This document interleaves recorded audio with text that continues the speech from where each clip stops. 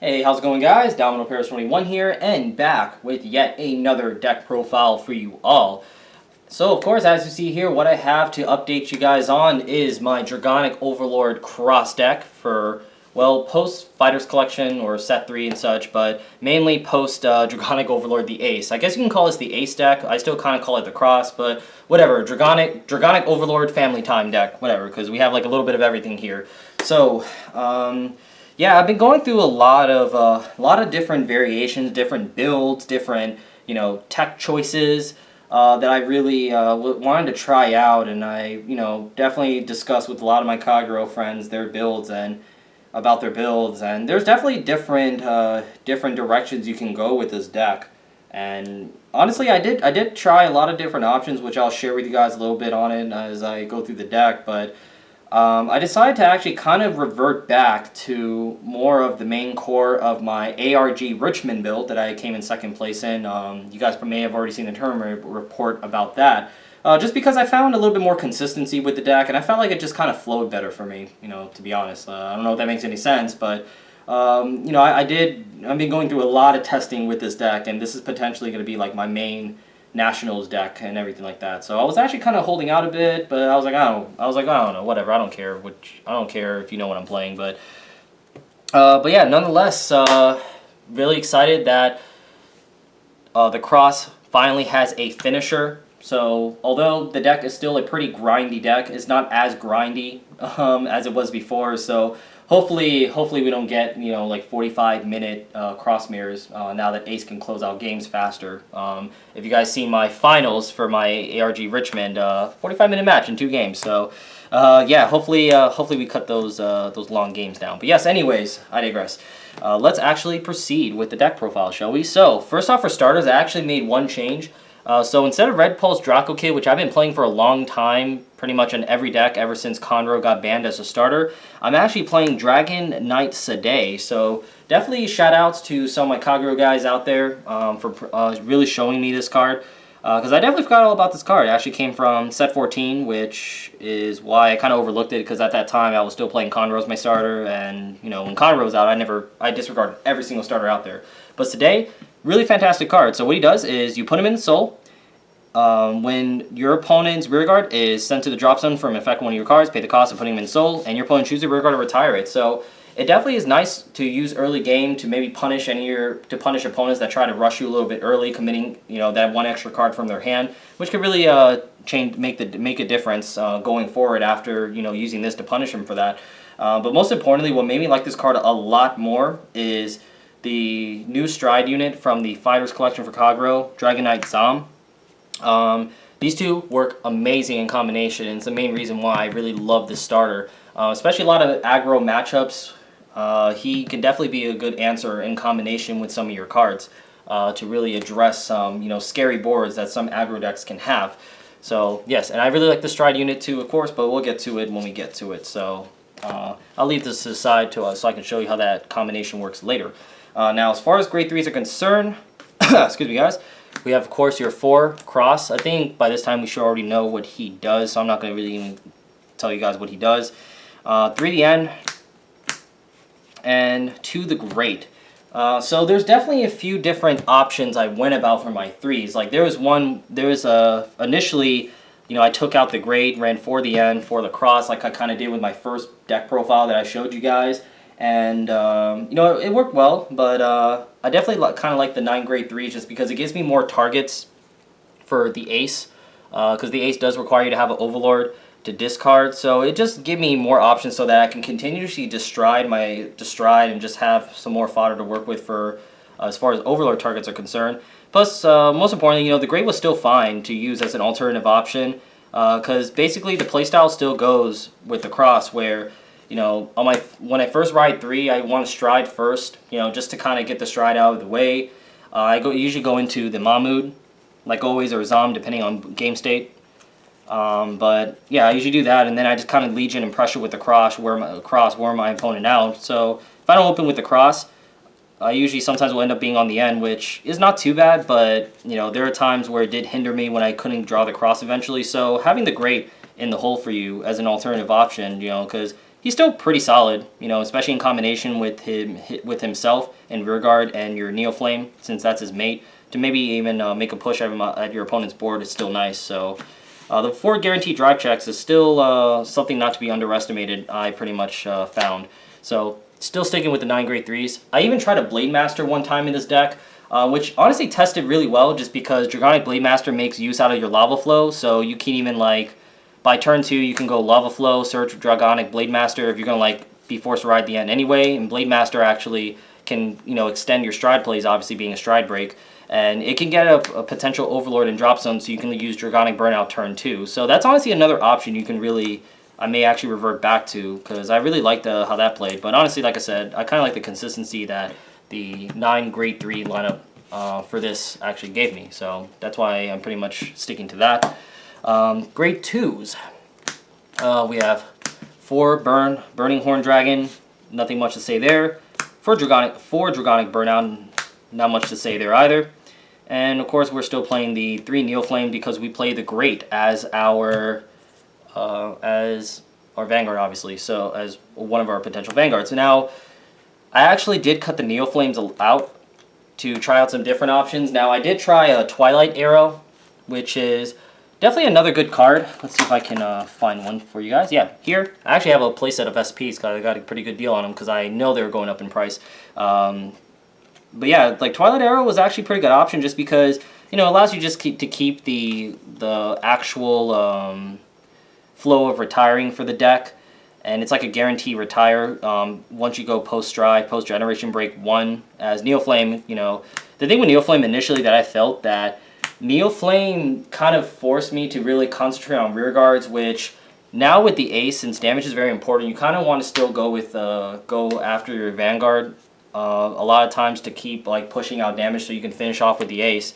So that's kind of the idea with Twilight Arrow, is that he allows you to attack and get a retire off the same as Neoflame while still attacking Vanguard. But I found Twilight Arrow to be kind of slow, as I theorized, because like a lot of times your opponent will play chicken with you, which is like they'll purposely not ride grade 3 to keep you from striding, so Twilight Arrow becomes vanilla. And if my opponent ends up rushing me, you know, or like, you know, if I face Royals and I have to deal with the Sword Me, you know, making a free column, Neoflame is just nice to give me that early game, just an early game play to, you know, again, address any aggressive turn 2 boards, because obviously you call Neoflame, and then just use your Vanguard to swing into a columned board, a column, and then use Neoflame just to wipe out the booster. So we can definitely punish rushes, which is I like, especially in the early game. I even tried Berserk Dragon in the deck, as I talked about with a friend of mine, which Berserk Dragon honestly was good for what it was, especially in combination with my starter. And I even played the, I can't remember the name of the grade 1 that goes in solo and unflips too, but it did really suit my playstyle, and I wasn't really playing,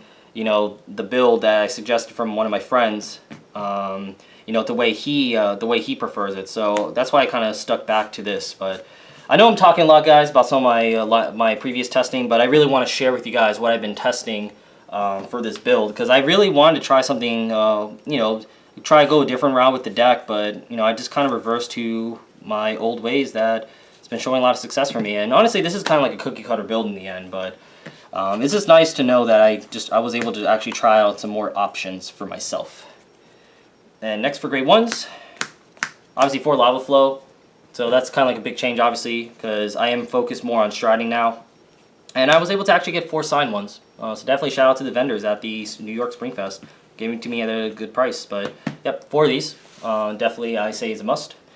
4 Protect Orbs. I still like the Protect Orbs just because, especially with the Ace costing 2 Counterblast, unflipping is always key in the deck. Although before I would have just put Baris in, just because I was scared of Deep Police and whatever, and Cross Mirrors, but honestly I don't even care that much anymore, because I think the Protector being able to unflip damage is more viable.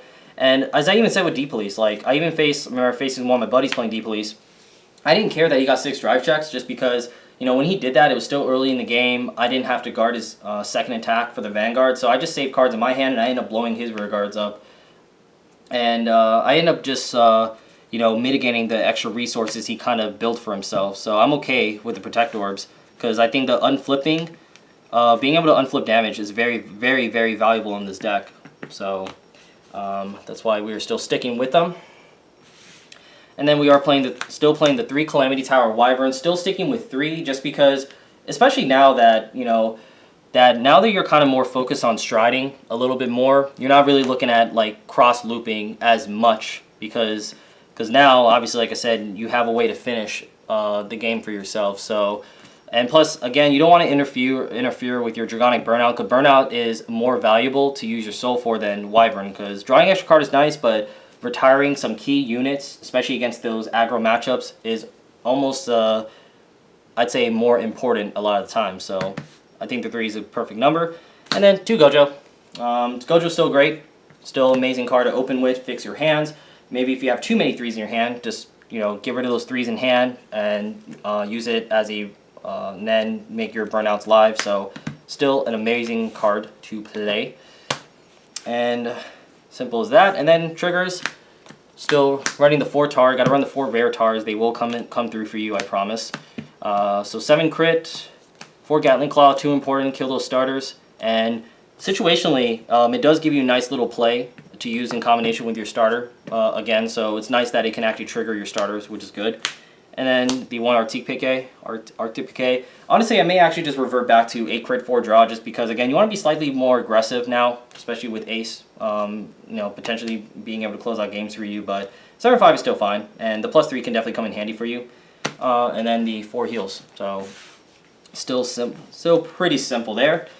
Now moving on to the exciting part, the strides. Yeah. So first we're gonna talk about the first strides, which are the Zam and Mahmoud. So Mahmoud, always still good, nice and reliable, free of counterblast, of being able to hit when he hits Vanguard, retire a rear guard, and he does combo with the starter. But the main card I really love going into when I can is Zam. So what Zam does, from Fighter's Collection, is whenever your opponent's rear guard is retired from an effect on one of your cards, you counterblast 1 and retire a rear guard.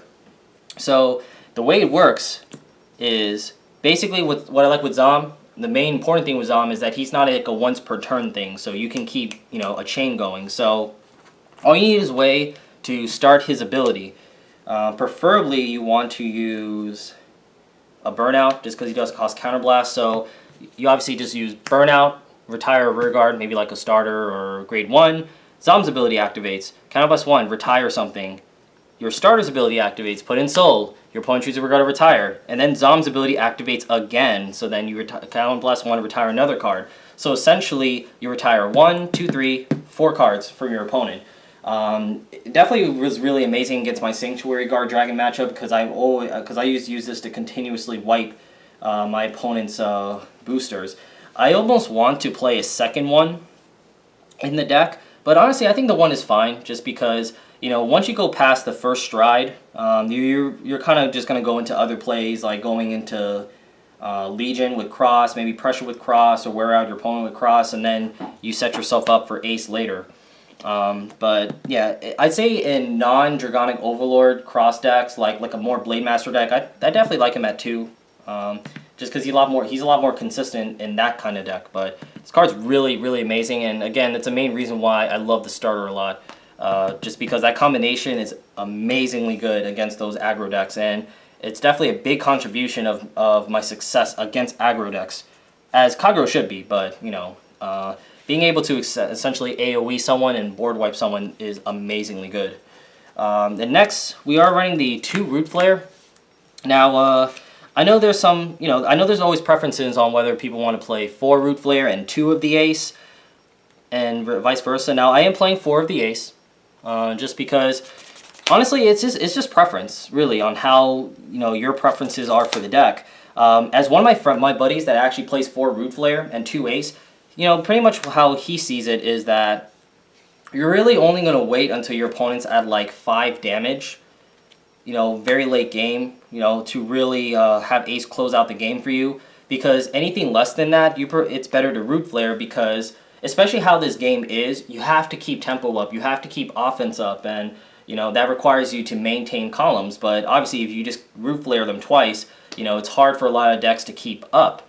With the exception of maybe Gold Paladins or whatever. But matchups are matchups. But for the most part, just not allowing your opponent to maintain a column for more than 1 turn can definitely be game breaking a lot of the times. Which I understand why people play 4 Root Flare, and I actually tested out a build that ran exactly 2 Ace and 4 Root Flare, and you know, for honestly, my preference for this deck, I regretted it because there were more often times than not I wanted to go into Ace twice just to kind of really close out the game when I needed to, as opposed to going into Root Flare. Because obviously that's the big difference between the Ace and Root Flare, is that the Ace has more win potential, as in that when you use a skill, you're looking at actually closing out the game and winning the game right then and there using a skill. As Root Flare kind of just helps you to create an opportunity to set yourself up to win in the long run. Which, you know, Root Flare is still a very fantastic card, like I said, but I found myself wanting to go with Ace more often than Root Flare. There's only like maybe 1 or 2 games where I kind of wish I had the second Root Flare, but it didn't change the game as much as not having the second Ace to go with. So, although the counterblasting is very hefty with Ace, which, actually, let me tell you guys what he does if you don't know what he does. So what the Ace is, what he does is, during your Ace act, so you have to do this before you attack, Counterblast 2, Persona Flip, which pretty much has the same type of cost as Vic Plasma. At the end of battle that he attacked, 1, he does loses triple drive, so he has twin drive only. At the end of the battle that he attacked your opponent's Vanguard, you discard 1 Overlord and 1 other card from your hand, and restand him gets +5. So he has like the condition of Vic Plasma, the restand power of Minerva, and the cost of an Overlord card, I guess. It's kind of funny how he has all that combination in him, but yep, so it's pretty good. Obviously, you know, hitting for 26 by himself, hitting for 31, or boosted, you just hit like 31 twice is really amazing, and it's what helps to win the game for yourself and close out the game, most importantly, because I think that was the problem with the Cross was at the time that Cross came out, you know, it was a very grindy deck, but then again, not many decks had access to a lot of, you know, expanded plays with Stride, so it was okay to prolong the game, but now with Stride, for, you know, the power creep the game is in, you need to close out the game, because you can't really prolong the game too long, or else you end up just dying to stupid things. You may run out of perfect guards and such to deal with, like, big power Strides columns. So, yes, so that's what I said with Ace. You know, it's important to have that finisher on the deck. Now, the Counterblast 2 is pretty hefty, which I think why people are kind of reluctant to, you know, really play the 4. But again, since I play Protect Orbs, since heal triggers do exist, and, you know, the plays I really do that use Counterblast, situationally I use Zom, but at most it can use 3 Counterblast, maybe 2. But, you know, it's still pretty cost effective, considering I don't, like, use it more than once anyway. And with the Cross, like, I don't use as much Counterblast with the Cross as I used to, just because you're kind of just using it to pressure maybe a turn or two, and then you kind of just, you know, focus more on the Stride. So the Counterblasting is kind of like the same, but now it's a little bit more spread out, especially with your Strides. But like I said, guys, the 4 Ace really comes in handy for me, because I can tell you, like, again, I use this more often. I definitely always feel safe having the second one, so you know, because it sucks that if you only have one, it makes you kind of reluctant to use it, even though to use it in a situation where it could be useful, but you don't think you can win that turn. So that's another reason why I just like knowing I have the other one in the hole to use again, because I never like limiting myself to forcing my way to play a certain way just because of my deck choices. So again, that's why I play 4. I'm rambling now at this point. So yes. So yeah, guys, there you have it. That is my Cross deck. Again, there's a lot to explain just because I really wanted to share with you guys my experience with the different choices I was experimenting with the deck. So it pretty much kind of reverted back to my old ARG Richmond build, with the exception of a few cards that stayed, like the starter. So yeah, guys, as always, don't forget to leave a comment down below. Let me know what you guys think and such. Definitely give a thumbs up. And as always, subscribe to my channel if you haven't. As always, guys, thanks again for watching. I really do appreciate it, and I'll see you guys next time. Later.